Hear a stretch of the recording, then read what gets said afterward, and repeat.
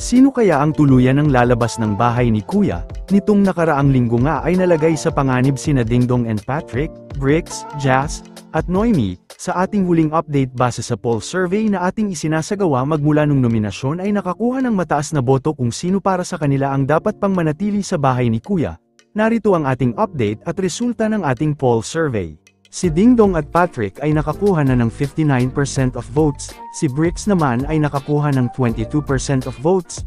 Kung noong nakaraang poll survey ay magkaparehas na boto ang nakuha ni Jazz at Noemi, ngayon naman ay tumaas ng bahagya ang nakuha ni Jazz na mayroong 16% of votes, samantalang si Noemi ay nakakuha lamang ng 3% na siyang pinakamababa base sa ating poll survey.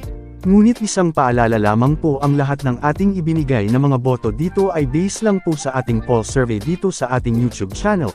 At kung ano man po ang maging resulta nito sa mismong botohan sa Maya app ay wala po kinalaman sa mga boto na ating ibinigay. At dahil nga gusto nating mabatid ang lagay ng mga boto sa Maya app ay sinikap ng ating admin na kumalap ng impormasyon kung ano na nga ba ang partial and unofficial tally. Kaya naman narito ang ating update as of August 16, 3 p.m. Kung mapapansin natin si letter D, ay nakakuha ng may pinakamataas na vote to save na mayroong 34.13%, pumangalawa si letter B, na mayroong 21.57%, ngunit si letter B din ang nakakuha ng may pinakamataas na percentage sa vote to evict. Ang tanong ngayon ay sino-sino nga kaya ang dalawang maliligtas? Kabang-abang ang double eviction na naman na mangyayari. Patuloy lang na tumutok sa ating channel para sa panibagong update.